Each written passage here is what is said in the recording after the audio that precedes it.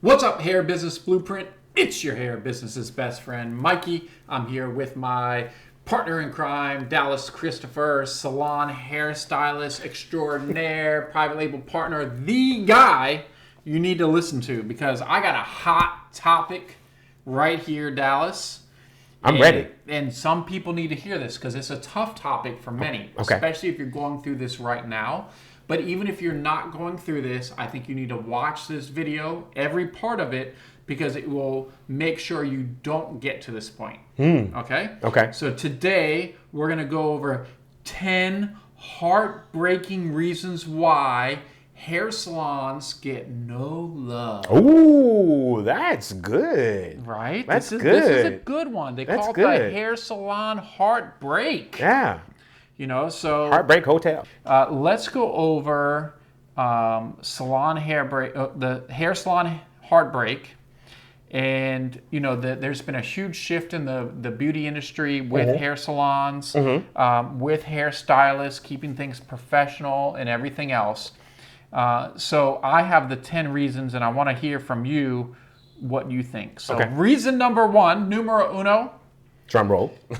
customer service sucks. Oh, Have you heard of that before? yes. Okay. That is so important. Customer service sucks. You have to have the best customer service. And, you know, well, I don't want to call out the name of the restaurant, but they always say, my pleasure at the end of it. You have to have that type of personality in our industry. You have to. If you want to stay successful, you have to. You have to, at every chance, when you're finishing something, you're appreciative of you know, how you're speaking to them. When they're calling and making an appointment, you want to be able to thank them for calling to make the appointment. It's so many pieces in there, so many moving pieces in there. And I think that it's important to keep things professional, even though stylists and their clients, they get, you know, comfortable with each other, They do. joke around and all this They stuff. do. But at some point, you got to keep it professional. Business, friendships. That's why you never let your customers become your friends. And if you do, you have to remember and remain business when you're in the salon. Outside, you can do whatever you want to. Right. But when I'm in the salon, these are my prices. This is how I conduct my business. And this is how I communicate with you. Okay, so that's perfect. Next one, this is an issue that I know hairstylists do, Okay. double booking. They're not keeping their calendar clean, organized. You know, they're taking appointments the wrong way, not using a system. They're taking them by text message or something. It's, you know, you got to have an online booking system. You got to have something organized.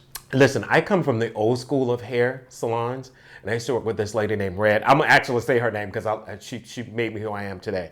I used to work with this lady named Red, and I would get there at 5 o'clock in the morning, and she would have like 15 people.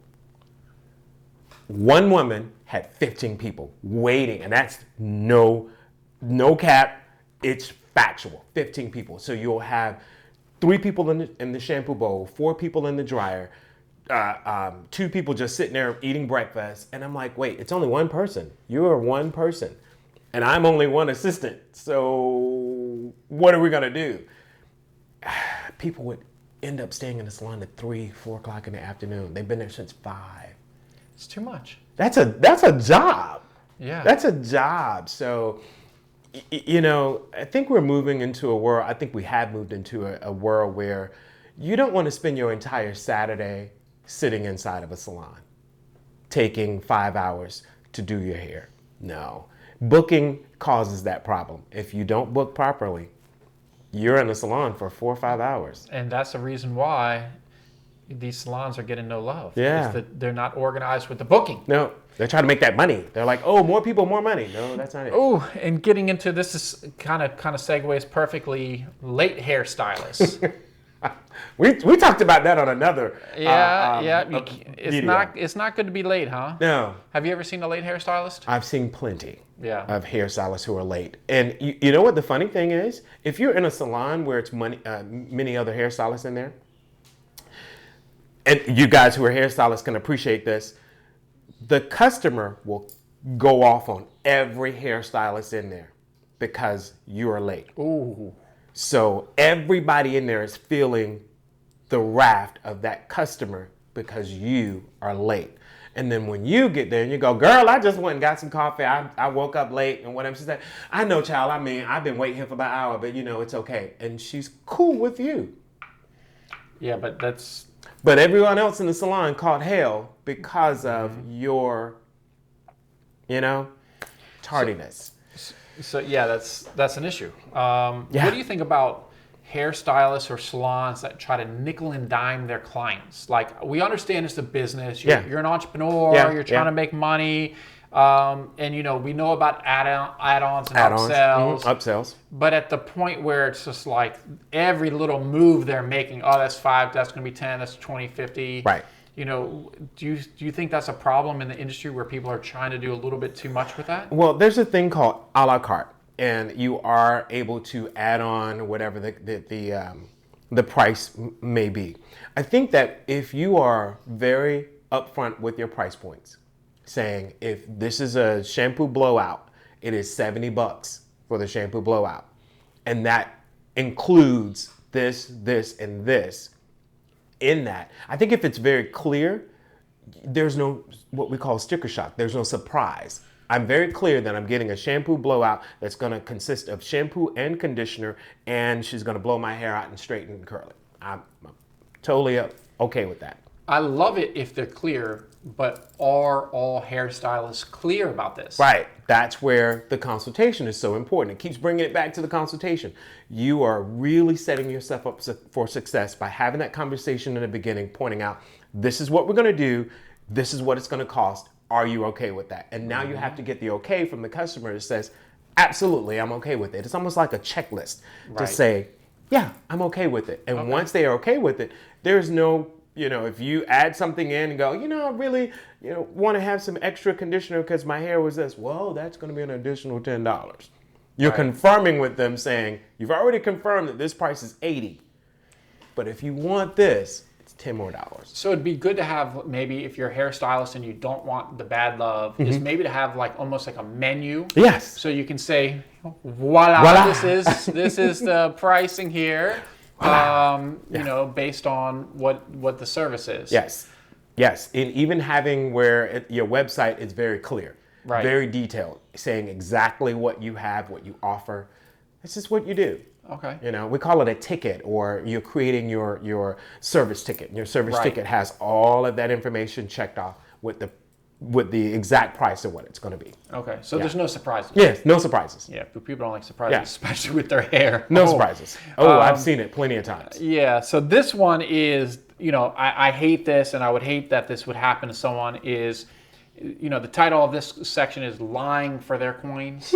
And it has to go with, saying, hey, ma'am, your hair is falling apart, it's unhealthy, but I have this nice expensive elixir that's going to solve all your problems that you have to buy today. That could be. I'm sure this happens, and I'm sure this is the reason why some of these hair salons and stylists just don't get the love. No, they don't. And again, it goes back to, I hate to keep bringing it back to it, but it's back to the consultation, and it's back to where you're doing your check-ins with your customer. If you tell me that you're having challenges, and you say, hey, Dallas, my hair is, always dry, I'm going to give you a solution. And in that solution, I'm going to tell you, this is what's going to be needed. And every time I use a product, I'm going to show it. I'm going to lay it in front of you. These are the products I use. At the end of my service, I'm going to say, for you to maintain this style at home, these are the products that I use on you today for you to maintain this style. If the customer says, well, I didn't plan on purchasing all of these today, then your next statement is, well, I will write them down. As I write them down, if you go out of the salon today, if you can't take all of them, choose one that you would take. And this is the one that I suggest. And I'll pull the last finishing saying, this is the one I suggest. And either you take that home, or you can come back and pick it up at any other time before your next appointment. That's when you're being completely honest and upfront with them, and now you get the best love because they feel like you're a doctor. You wrote out their prescription. Right. Okay. So that's a great tip right there. It's about being upfront. Yeah. People don't like surprises. Do not like surprises. They don't want to surprise with this. The next one is overpricing. So, that can be a surprise. Now, definitely, I believe, charge what you're worth. Yes. But you also have to do a little bit of research and see what other people are charging. In that area. If it's a quick trim for, everyone's charging 10 and you charge 40. Right. That could be an issue. I know maybe you did some celebrities' hair for free. That doesn't mean your price is triple.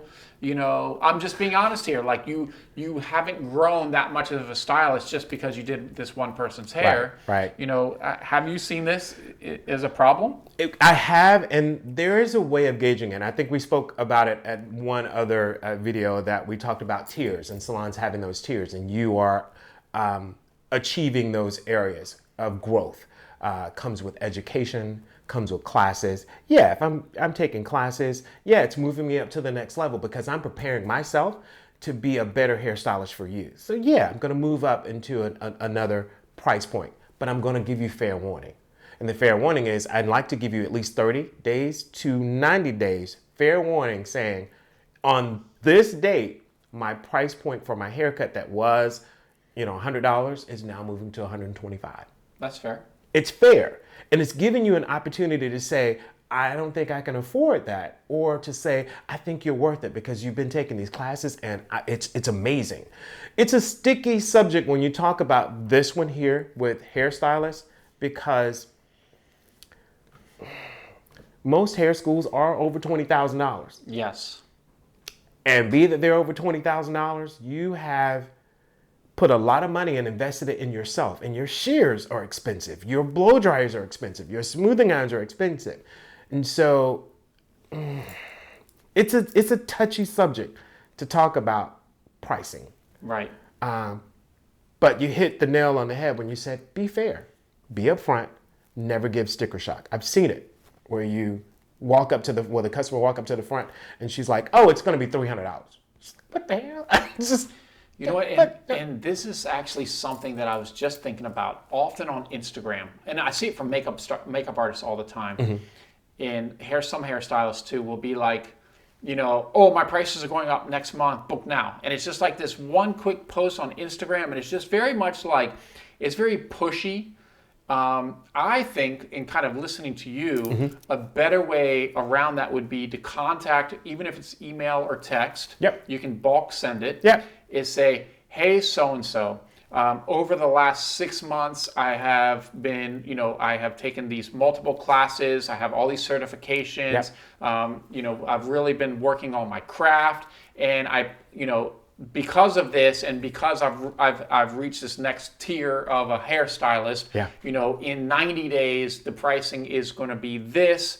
It's moving up to this from here. Right. And being very upfront why. Not just like, I want to make more money today, but I didn't really do anything to make it. I'm just raising my prices. And again, giving them that time and I'm glad you pointed out about reaching out to your customers, your current customers, everyone that's in your roster. It's reaching out to them and first saying, I thank you. You're saying I appreciate you as my customer. I thank you, but this is what I've been doing to make myself a better hairstylist for you.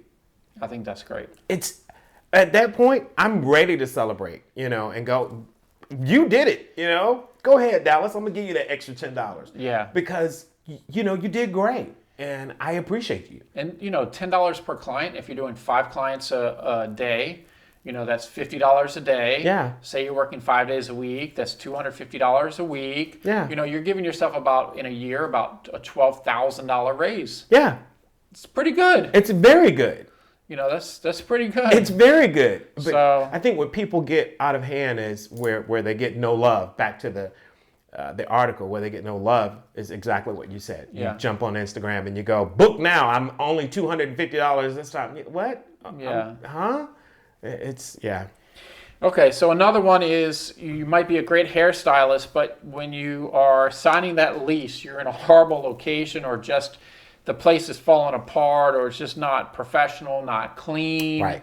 I think especially with the environment we're currently in, going through a pandemic, yeah. Some of that plays even a bigger role today. Absolutely. I don't know if anybody's watched the movie Beauty Shop or whatever. I mean, come on, they had to go in there what was her name? Queen Latifah was the actress there. She had to go in and clean up the whole entire salon and change it to something different because of the caliber of customers that you want to come in. So if you got dirty stuff hanging around, no one wants to sit in that. Right. No one wants to get their hair done in mess. No one wants to see you drop your combs and they're on the ground and you pick them right up and put them right in someone else's head. They don't want to see that. They want to see that you are following all the protocols of sanitation.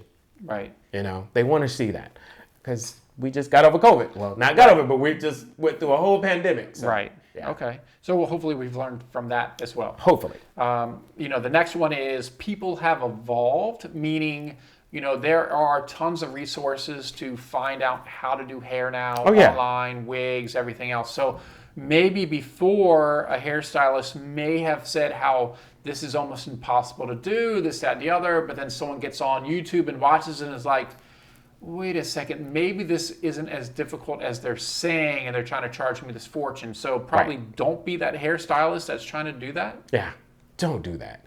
It's so many hair university YouTube people that are out there just giving out information left and right. And it's fine. That's what the computer is for. It's for information highway. It's out there.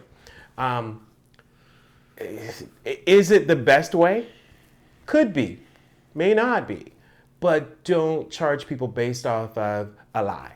Right. Again, it goes back to a lie. It's funny because in my world, the computer tech world, I remember being in a meeting that someone brought me in and they were like, Mikey, I just want you to be in this meeting. These guys, we're getting our website done and all this stuff. And they're trying to sell me on all this package. And it was like $100,000. And I was like, this is just ridiculous. Right. One of the things was, if on Shopify, setting up the server, it was like $2,000. And they were just trying to hit them with all the nickel and dime kind of charges, right? Right. And I'm going through, and then after the meeting he goes, what do you think? And I was like, these guys are crap. And he's like, why? I was like, they're charging you $2,000 to set up the Shopify server. All you do is put in your credit card and sign up for an account, and it's been set up. They're charging you $2,000 to do this. So don't be that hairstylist where you're just trying to make up stuff about some of these services. Yeah. And, You're not trustworthy. Now you become that salon that, Yeah, this next one is actually really important. It's just simple lack of care, where the hairstylist, they're not really caring about their client's best interest, really being an educated hairstylist to tell people and be honest with the people about where they need to go with their hair journey. Yeah. Don't eat chicken over someone's head, y'all. Okay? I mean, it's so many pieces that are in there where you just don't care. And if you don't, we talked about this before. Passionate. This is my passion. If this is my passion, I'm going to do it with every bit of love that's within me. And I'm going to do it the best I can possibly do it. Rain, sleet, or snow, all throughout the day. If this is not your area, get out. Right. Because your customers deserve better. And they'll be able to tell. Yeah, they'll be able to tell. Yeah. They'll be able to tell that you just threw this here and threw that here and sent them out the door. They will be able to tell. And so the successful hair salons are the ones who have those hairstylists that it's all about their heart, everything in it. They put everything in it. Yeah. You can tell the love of someone when they've done that. They're like, I love coming to you. Oh, perfect. Talking about the love, because another reason why hairstylists and hair salons are not getting love is some of them just don't listen. Right. Right? So for some clients, I feel like sitting in the chair is kind of like I wouldn't say meditation. It's where they probably talk a lot. And you probably have had a few clients sit in the chair and tell you a few things. A whole bunch of things. Right? So listening from that perspective, and then listening probably of like what they want to do with the hair. Because sometimes the stylist is like, oh, I want to do this to your hair. But the client's like, yeah, but I really just want this. Right. And the hairstylist just goes off. Something else. Totally something else. Yeah, that's a huge problem. Because you think that because you are the hairstylist and I know what I'm doing, I'm just going to give her what I want. She's not going to be happy. You may see that woman and get that money that time, but you won't see her back. She's not a repeat customer. And that's where the money is in a salon, a repeat customer, coming back, coming back, coming back. So if you can't keep her coming back or keep her on a running book, you just found $100 somewhere. Right. It was your lucky day and you found $100. Your goal is to keep a revolving customer. So to hear the hot points, and we talked about it earlier, you telling me my hair is dry, my hair is dull, you telling me what you feel like your hair, what's happening with your hair. I have to hear it and offer you solutions. That's the key to a major, great, amazing, awesome hairstylist. You're able to hear exactly what your customer wants and you offer the solutions. And then when you offer it and you achieve it, they're like, oh my God, my hair feels so soft. Never felt like this before in my life. Yeah, all right, you did was right. added condition. Yeah. You did a deep conditioner. That's all you had to do. But they feel like you are, Right. so it's listening. Okay. So this next one is actually interesting because it would probably be better for a larger salon, not just an individual, because I feel like individual stylists, they really focus on what they're good at. And that's, not, the natural hair community, not showing the natural hair community some love. So Right. there's some salons, if you just say, hey, I'm a weave salon, you probably wouldn't expect natural care. But, what do you believe about natural care? I mean, this is kind of like, can go teeter-totter either way as far as the importance of, does it have to have it? Because maybe it's just not a salon that focuses on it. But I feel like it's a good idea to have, if you're a salon with multiple stylists, to have different stylists in that salon that can focus on different areas of hair. Right. It's very important that what your expertise is. Having those in that large salon, having those areas where you can service all customers is what we call it. Being able to service all of your customers. So if I'm good at something, I'm great at brown brushing. Great at it. Can I do color? Round brush champion, guys, right here. Can I do color? Heck yeah. Am I certified? Heck yeah. Could I do relaxers? Absolutely. Could I do cutting? Absolutely. I do those all well. But what I love is to pick up that round brush and to just give you a round brush blowout. So that's my favorite piece of it. Some people I like to do extensions. I do sew-ins also. People love those too. But so if that's your thing, that's your lane, stay in your lane, but also make sure that you are experienced to go in all the other areas as well. And if not, feel comfortable enough to say, okay, and I'm speaking, this is where I'm speaking for you guys who are in salon suites and not necessarily in a big salon. If I'm over here and I'm not comfortable with doing that particular, natural curly coil hair twist out or whatever, I'm going to say, Mikey is right across the hall. There you go. And he is a, twist up king. He can do this and he can do that. Go visit him. She will appreciate me better because I sent her to someone next to me. Right. And when she's ready to come back, who she's coming back to? Me. Exactly. Okay. So going into the next one, trim versus haircut. Because this says a long-time rumor has been that some hairstylists just don't know the difference between a trim versus a haircut. The wrong person to talk to about that one right there, because I'm going to answer truthfully from what I have been taught all my life. If I pick up my shears, it is a cut. No matter if I'm cutting your bangs, if I'm cutting your hair, if I'm cutting just around the edges and taking off a 1/2 inch, 3 inches, 4, 5, 6, 9. I picked up my shears. And so it's a haircut. And so the consumer has taken the trim or added that in and saying, well, it's a difference. It's a trim and it's a haircut. A haircut is, oh, I'm getting a cut style. Your hair was in a cut style already. I'm just maintaining it. So if I'm maintaining it, it's still a haircut. Where you as a hairstylist have the ability to keep that fight from happening is you make a conscious decision at that time to say, I just trimmed her last week or 2 weeks ago. And maybe I didn't get as much as I needed to get, or maybe I needed to do something else. And then you say, well, sweetie, all I'm gonna do is I'm gonna dust you off right here. I know we just did a haircut 2 weeks ago. know we just did one a week and a half ago, but I'm just going to dust you off just to maintain this. And you can make the decision to say, all right, I'm only going to give you, $50 for this or $20 for that. Gotcha. You make the decision. So you base it off, what that ticket looks like and your experience with that customer. You got to work with the customer. Yeah, you got to work with the customer. You got to be fair. Otherwise, you're not going to get love as a hair salon. Never going to get that love. So you got to be fair. Yeah. That goes into the next one, Hair Dryer Chronicles. They said that sometimes I almost spit all that out. you can only sit under a hair dryer for so long, and it seems like a lot of hairstylists use that hair dryer as a way so they can go work on other clients. They're like, I'm just going to sit them over there, let them read 13 magazines before I come back to them because they got to, do something there. So is that something that hairstylists need to be mindful of? Listen, I read somewhere, there was a study somewhere, I wish I could tell you exactly what it was, but it's saying that when you have a customer sitting in the chair, and as long as that cape is on them, you're never finished, right? And the customer will never get out of the chair because they feel like they're locked with the cape still on. It's the same thing with the dryer. If you want them to, because you're trying to get finished with something else, just keep them up under the dryer. Right. Don't do that, guys. Make your appointment properly. Make sure that you have enough time to do that customer that you're experiencing at that point in time.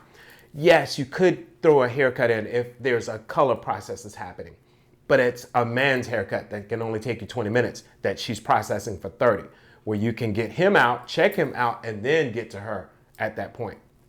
Don't keep them up under the dryer. That gave me an idea of something I'm going to come up with for stylists of how to properly, I can see this, I have this vision of how to do this. We're going to get to that in another video.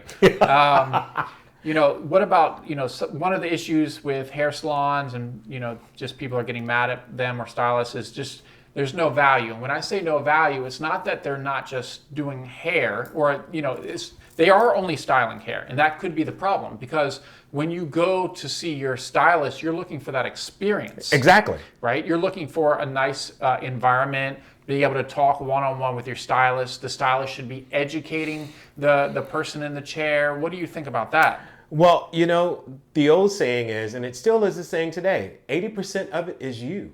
20% of it is your skill. So my customers are seeing me for me.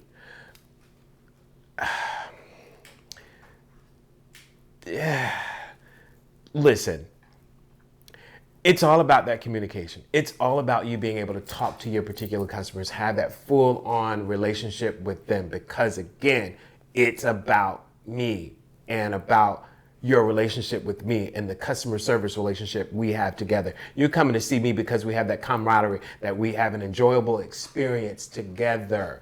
I want you rolling your eyes back in your head at the shampoo bowl, and I want you coming back up in the chair and it's like, oh, I love sitting here with Dallas and I tell him all my personal business about my kids and about this, and I know it stays right here with him. It's my experience with him. Yeah, it's important. It's important. You have to think of experience, guys. Yeah. It's more than just the hair. Don't fly a man, do a quick hairdo and send him out the door. Come on. That's so impersonal. So the next one is the cost of consultations, where some of these could be done maybe 10 minutes prior, and they're important, and people are just trying to overcharge and go crazy and not really be fair with the consultation costs, even though we know how important they are. They are. But you also have to also as a hairstylist has to be reasonable with what those costs are. Very, very reasonable. And so how do you do that? You charge that consultation fee, which should only be about anywhere around $20, $25, because it should take about 5 to 15 minutes in that time. Yes, it is your time, but you also state at the end of that consultation that $25 or $30 goes towards their appointment. There you go. That's a great tip, guys. Right. That's a good one. So okay. It's a lock-in. It's saying, you paid me $25 or $35 today.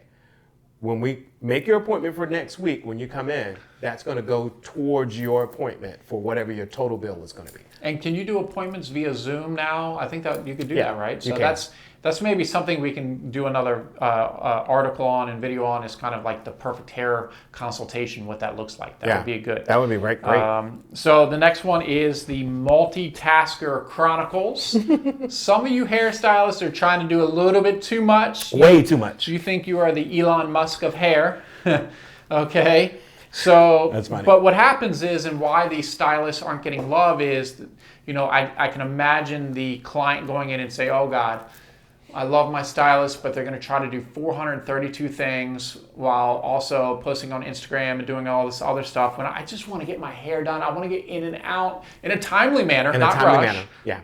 What do you have you seen anyone ever try to multitask too much? Oh man, just as I talked about it earlier with the stylist Red, when she would have 15 customers in there at one time. You're trying to do so many things. You're trying to, you lose your focus. Your focus is the customer that's sitting in front of you. You are important to me. You're my client. So I think that hairstylists need to look at it as, yes, you're Mikey and you're my client. But I also look at it as, Mikey, in the year that I see you, you bring this amount of money to me in the year that you see me. So if they look at it in a year's perspective, they'll treat their customers, way better. So it's a mindset thing. It's a mindset. Okay. It's a mindset. So you have to look at it by saying how much you are worth to me. If I lose you because I did some dilly-dally bull crap somewhere, this is what I lost out of my yearly pay. That's a good one. Get your mind right. Get your mind right. Yeah. Okay. The next one is getting into a little bit of technology. I think because of the personalization, how apps have taken over. The scheduling can be nice, but if you don't have it set up properly, like maybe being able to acquire additional notes or information about that appointment, I think that can probably make someone a little bit upset, other than just booking, and that's it. And they're like, well, I have questions, or no way to contact them. Yeah. It's almost too digital, where there's no personal. Yeah. You need to make sure that you have plenty of points that you can address, because if you just make the appointment, what if you just say I'm doing color? What if you say I'm doing a full platinum card? A full platinum card is every bit of your hair is in a foil. So if on a regular head, that's about 300 foils. Oh, wow. Can you imagine how long it's going to take you to put 300 foils on the head? And you just said I'm getting color, or I'm just getting highlights. It could be a 30-minute service, or it could be an hour-and-a-half service. Right. You don't know. So you really want to make sure that if you're using those apps, or that they really detail how long you're going to be with the customer. Okay. It's very detailed for the consumer. And last but not least, I'm sure this is a problem, and this ties everything together. It just takes too long. Like people's time is valuable. Very valuable. Where everyone's time is limited. Just taking too long at the salon, probably there's reasons why, and that's why people are just getting mad at, or why they get mad at hairstylists. And some win because they're maybe more organized, and some lose. Yeah, a lot lose. One of the running jokes I used to do in the school, when I would teach on the floor on a Saturday when they were doing services, I would walk out and go, she has to go to the mall. She's got things she's got to do. She's got this, she's got that. You need to get her out your chair. She needs to be in here an hour. Right. No more than an hour. She doesn't need to spend the whole day. And some of the other teachers would say, well, Dallas, they are in school. This is a classroom, and this is the biggest classroom. I said, but I'm preparing them for life out in the salon. Right. And in the salon, we can't dilly-dally and have them in the chair for 3 hours. Time is valuable. The consumer who believes that you can get me in and get me out and get it done properly, and my hair still looks amazing, those are the ones that you want. Those are the consumers that come back, Perfect. Well, guys, we went over a lot of information. If you're a hairstylist, I think this could help you out a lot. Yeah. Make sure in the comments, if you have any other things that you don't like, or what you think hairstylists could improve on, I'm all about tough love. Right? So it's important that we be upfront, honest, and we all work to be better. Yeah. And sometimes we have to talk about it. It's not always fun for them, and people to hear it, so sometimes you have to accept, and always try to improve. But these are probably some areas that you need to analyze. Yeah. So, I think that's really important. Make sure you check out the description. We have tons of resources for other videos like this and information about growing your hair business and being successful from the private label team. So thank you very much, and make sure you like and subscribe.